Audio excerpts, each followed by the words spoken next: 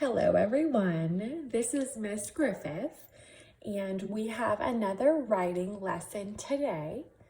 This writing lesson is going to build off of what I did in a previous writing video. I wanted to go ahead and review what we have done previously for sentences and fragments before I move on to the new activity for today. In a previous video, I completed this worksheet and I walked you through what a sentence is and what a fragment is. To review, a sentence is a group of words that express a complete thought. Every sentence should have a subject and a verb. Now, a group of words that is not a complete sentence is a fragment.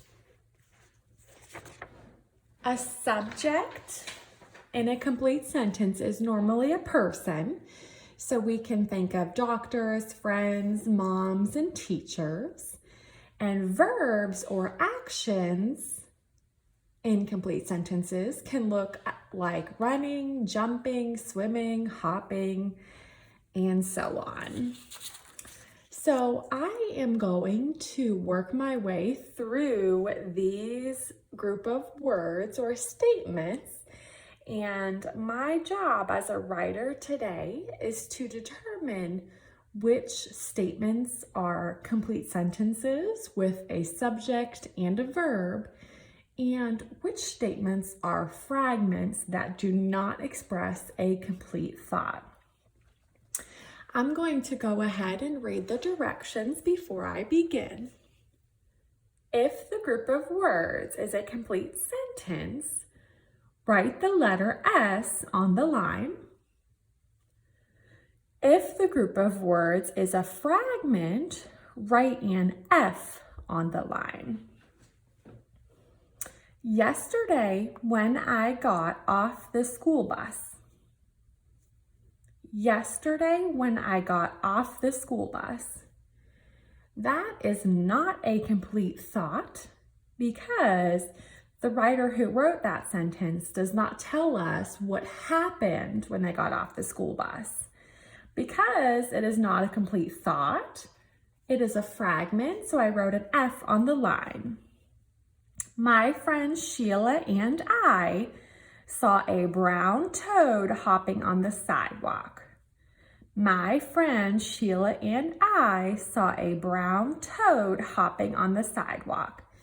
I do have subjects here, Sheila and I have action, saw a brown toad hopping. Because I have subjects and verbs or actions, it is a complete sentence, so I'm going to put an S. Yelled and screamed when she saw it. Yelled and screamed when she saw it. This group of words does not have a subject or a person, so I do not know who yelled and screamed when she saw it because it is not a complete thought and it does not have a subject. It is a fragment. My friend Sheila, who is scared of all reptiles. My friend Sheila, who is scared of all reptiles. Let's see, I do have a subject because the writer is talking about Sheila, who is scared of all reptiles. So I do not have an action here. The writer did not give me an action, and because of that, it is a fragment. It cannot be a complete sentence without an action. I picked up the toad and looked closely at it. I picked up the toad and looked closely at it.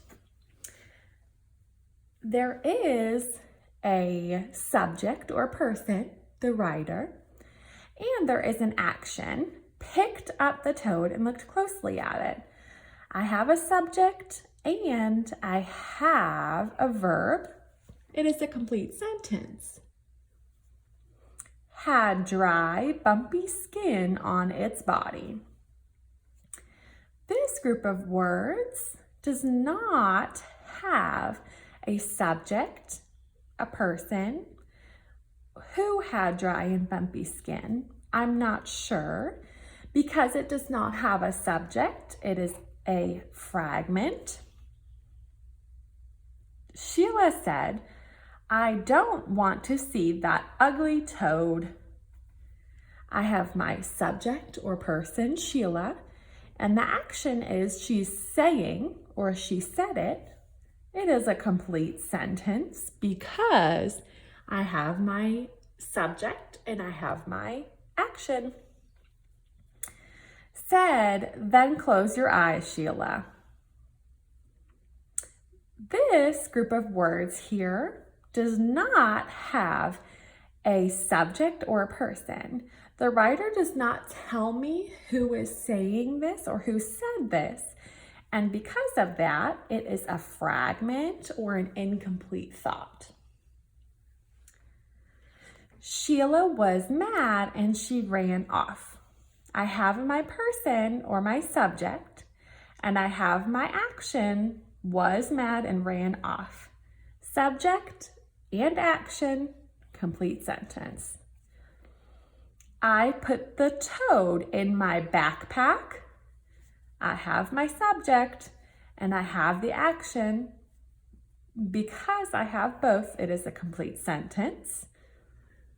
Took it home to show my brother. Took it home to show my brother. We do not have a subject here. Who took it home to show brother? For this, I'm going to put a fragment. My brother wasn't home from school yet. I have a subject, my brother, and I have an action. He wasn't home from school yet. Because I have both my subject and my action, it is a complete sentence. Then I put the backpack on the living room sofa. I have a subject. The writer is talking about himself. And I do have an action, put the backpack. Because I have both, it is a sentence. The toad was still inside. The toad was still inside. The subject here is the toad. So it's not a person, but it is an animal. And the action was still inside. For this, I am going to put a sentence because I have my subject and I have my action. My mother opens the backpack to see what homework I had. I have the subject, my mother. I have the action, she opened the backpack. Sentence. Hopped out of the backpack and began jumping around the living room floor. For this group of words here, I do not have a subject, so I don't know what hopped out of the backpack. I certainly do have action, but not a subject. Because of that, it is a fragment. Screamed loudly. For this group of words, I do not have a subject. I don't know who screamed loudly. It is a fragment. And last but not least, do you think my mother will let me keep the little brown toad? Do you think my mother will let me keep the little brown toad? I do have a subject and I do have an action. Because of that, it is a complete sentence. For my learners at home and my parents at home, if you wanted to take this one step further, you could help your learner to turn the fragments from this list into complete sentences.